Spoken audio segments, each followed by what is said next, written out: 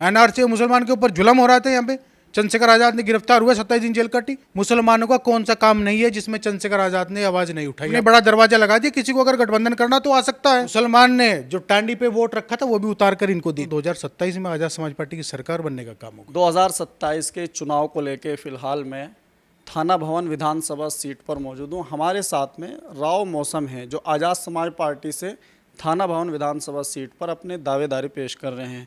इनसे बातचीत कर लेते हैं। राव साहब, चुनाव का माहौल कैसा है और कैसे आपकी मेहनत? शुक्रिया राशिद भाई और आपके जो व्यूवर्स हैं उनको भी।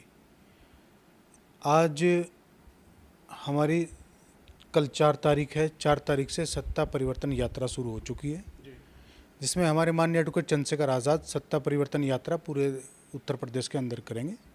सबसे पहला दिन जब हमारे नेता माननीय एडवोकेट चंद्रशेखर आज़ाद 4 तारीख को रिजल्ट आने के बाद वो एमपी बनने का काम हुआ था, उसी दिन को हमने अहम रखा है।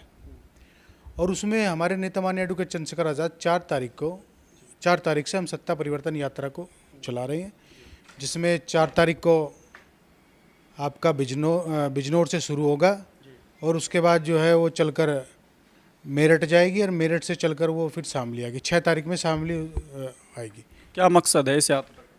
सत्ता परिवर्तन का मतलब होता है कि जो इस देश के अंदर पीड़ित लोग हैं, जो इस समय के हालात में, उनको अपने साथ जोड़ना और जो वर्तमान में सरकार है उसको सत्ता से बाहर करना। एक लोकसभा सीट वाली पार्टी सत्ता परिवर्तन के बारे में सोच रही है। देखिए, पहले तो हमारे पास एक भी लोकसभा नहीं थी, लेकिन बहुत सी बड़ी बड़ी पार्टियां, उनके पास एक लोकसभा भी नहीं है। लेकिन आज़ाद समाज पार्टी के पास एक लोकसभा में वो ऐसा दमदार नेता जिसका नाम एडवोकेट चंद्रशेखर आज़ाद है। बहुत संगठन बहुत मजबूत है और आज़ाद समाज पार्टी इस समय 18 से 20 स्टेट में हमारी आज़ाद समाज पार्टी काम कर रही है संगठन के द्वारा। और उत्तर प्रदेश के अंदर मैं आपसे वादा करता हूँ 2027 में आज़ाद समाज पार्टी की सरकार बनने का काम होगा। क्या कारण है, क्या लग रहा है आपको, क्यों आपको वोट देंगे लोग, क्या कारण है? वोट देना इसलिए हमारे नेता को चंद्रशेखर आज़ाद को लोग पसंद कर रहे हैं क्योंकि हर मुद्दे पे बेबाक आवाज़ उठाते हैं, चाहे वो दलितों की हो, मुसलमानों की हो, 85% वालों की या फिर पीड़ित कोई भी हो। उसमें सबसे हमारे नेता सबसे पहले चंद्रशेखर आज़ाद, वे भीम आर्मी आज़ाद समाज पार्टी पहुंचने का काम करती है, उनको न्याय भी दिलाती है। मैं आपसे कहना चाहता हूँ आज के समय में इस हालात में केवल ऐसा नेता एडवोकेट चंद्रशेखर आज़ाद है जो विपक्ष में दमदारी से खड़ा है। और आपने बिजली मीटर का मुद्दा देखा होगा, ये जो बिजली मीटर सबसे पहले आवाज़ चंद्रशेखर आज़ाद ने उठाई और उसका सरकार से जवाब भी मांगा। उसी का आधार पर रखते हुए ये बिजली के मीटर भी कैंसिल करवाए। इसमें भी अहम रोल चंद्रशेखर आज़ाद का, हमारे नेता का है, हमारे आज़ाद समाज पार्टी का है। और 6 तारीख को ये यात्रा चलकर शामली में आएगी। बेबाक भीड़ यहाँ देखने को आपको मिले क्योंकि हमारे नेता के चाहने वाले अब 85% से भी ज़्यादा लोग हो चुके हैं जो सिख केवल हमारे नेता को पसंद करते हैं। मकसद ये है कि कोई पार्टी है ही नहीं जो बीजेपी को इस समय सत्ता से बाहर कर दे। लेकिन लोकसभा चुनाव का अगर परिणाम देखें तो समाजवादी पार्टी बढ़त में है, आप तो कहीं भी नहीं। देखिए, हमने 2 सीटों पे चुनाव लड़ा। हमने इसलिए सारी सीटों पे चुनाव नहीं लड़ा क्योंकि ये लोग कहते थे कि ये तो किसी के लाए हुए हैं, इसीलिए हमने केवल 2 सीटों पे चुनाव लड़ने का बात की, जिसमें एक सीट हम जीते और दूसरी सीट पर हमें 84,000 वोट मिलने का काम हुआ। अगर हम सभी सीटों पर अपने आज़ाद समाज पार्टी के प्रत्याशी उतारते, क्या 84,000 1 लाख हम वोट लेते? लेकिन हमने ये नहीं समझा। हमारा मकसद है बीजेपी को सत्ता से बाहर करना। उन लोगों का नहीं है जो हमारी बात तो सुनते नहीं, लेकिन कहते हैं कि हम बीजेपी को हराना चाहते हैं। कौन सा समीकरण है इनके पास जो बीजेपी को हराना चाहते हैं? आप बता दो मुझे। 2022 में मुसलमान ने जो टांडी पे वोट रखा था वो भी उतार कर इनको दे दिया, तब भी सरकार नहीं बना पाई। मैं आपसे कहना चाहता हूं कि अगर आज़ाद समाज पार्टी ऐसी पार्टी है जो यहाँ केवल बीजेपी को हराने का काम कर सकते हैं, कोई दूसरी पार्टी है नहीं। अगर कोई है तो वो मुसलमानों को धोखा देने का काम हो रहा है और अदर समाज को धोखा दिया जा रहा है। लेकिन जब मुसलमानों की बात होती है उसके बारे में कहा जाता है मुसलमान सपा का वोटर है। हाँ था, मैंने कहा ना 2022 में तो था ना, और 2007 उसमें भी था, लोकसभा के 2024 में जो वोटिंग पड़ी उसमें भी था, लेकिन अब नहीं है। अब केवल आज़ाद समाज पार्टी का। भाई ये बता दो मुसलमानों के कौन से मुद्दे पे? देखो, मैं ये नहीं कह रहा, हमारे नेता माननीय एडवोकेट चंद्रशेखर आज़ाद ने कहा कि हमारे दरवाजे बड़े हैं। उनके एक इंटरव्यू में आप देख लेना, उन्होंने कहा हमने बड़ा दरवाजा लगा दिया, किसी को अगर गठबंधन करना तो आ सकता है। भाई हमने तो पहले प्रयास कर करके देख लिया, अब हमने कह दिया कि हम हमारे दरवाजे बड़े लगे, किसी ने गठबंधन करना चाहते हो तो आप आ जाओ, गठबंधन करने के लिए हम तैयार हैं, क्योंकि हम बीजेपी को हराना चाहते हैं। हम मॉडल नगीना पे ही चुनाव पूरे उत्तर प्रदेश के अंदर लड़ेंगे। दलित मुसलमान वहाँ इकट्ठा हुआ, तभी तो वो हमारे नेता माननीय एडवोकेट चंद्रशेखर आज़ाद 2.25 लाख वोट से जीते। मुसलमानों का कौन सा काम नहीं है जिसमें चंद्रशेखर आज़ाद ने आवाज़ नहीं उठाई, आप मुझे बता दो। चाहे वो एनआरसी का मुद्दा हो, या मौलाना कलीम सिद्दीकी का मुद्दा हो, चाहे वो नासिर जुनैद का मुद्दा हो, नू वाला, आप मुझे बताओ कौन सा मुद्दा ऐसा जिसमें चंद्रशेखर आज़ाद, भाई मुसलमान वोट क्यों नहीं देगा?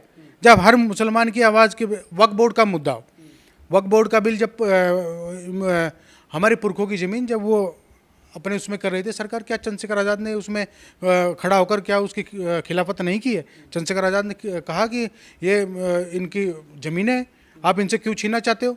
मैं आपसे कहना चाहता हूँ, मुसलमान ने मन बना लिया चंद्रशेखर आज़ाद को लाने का।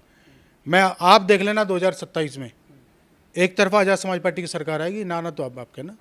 लेकिन एक बात और मैं आपसे जानना चाहता हूँ, जैसा आप कह रहे हैं कि मुसलमान आज़ाद समाज पार्टी के साथ में जुड़ा हुआ है, क्या दलित भी इसी तरीके से जुड़ा हुआ है? क्योंकि जो पुराने लोग हैं, जो बुजुर्ग हैं, वो अभी भी कह रहे हैं कि बहन जी हमारी नेता है, उसके साथ में हम लगे। देखिए बहन जी उनकी नेता थी, अब नहीं है।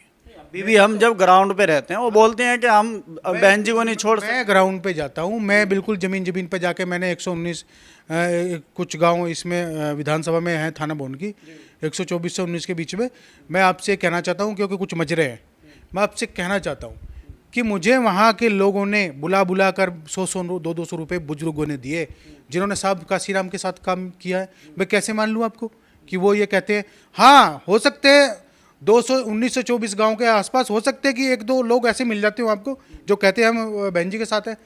हम भाई जब इतनी बड़ी पार्टी इतने पुराने समय से रही, 1000-2000 वोट तो निकल ही जाएगा। इतना मैंने ये नहीं कह रहा कि 1000-2000 वोट भी नहीं रहा, 1000-2000 वोट हो सकता है आज हो, लेकिन अब सत्ता परिवर्तन की बात है। अब माननीय एडवोकेट चंद्रशेखर आज़ाद को दलित समाज ने, उनका नायक है चंद्रशेखर आज़ाद दलित समाज का, और इस समय वो सबसे पहली पसंद चंद्रशेखर आज़ाद दलितों की। 4 बार मुख्यमंत्री रह चुके हैं। बिल्कुल, हमने कब मना किया? तो जनाधार खत्म कैसे हो गया उनका? आप कह रहे पूरी लोग विधानसभा पे देखो विचारधारा के आधार पे चलते हैं। जब विचारधारा खत्म हो जाएगी तो फिर पार्टी भी खत्म हो जाएगी। मैं तो आपको कह रहा हूँ कि भाई देखो बहन जी एक समय पे अच्छे नेता थे और आज भी नेता हैं, लेकिन अब पसंद एडवोकेट चंद्रशेखर आज़ाद को कि हर आवाज़ दलितों की, मुसलमानों की, ओबीसी समाज या कश्यप समाज, दलित मुस्लिम यानी गुजर, जाट, इन सब की आवाज़ चंद्रशेखर आज़ाद उठाते हैं।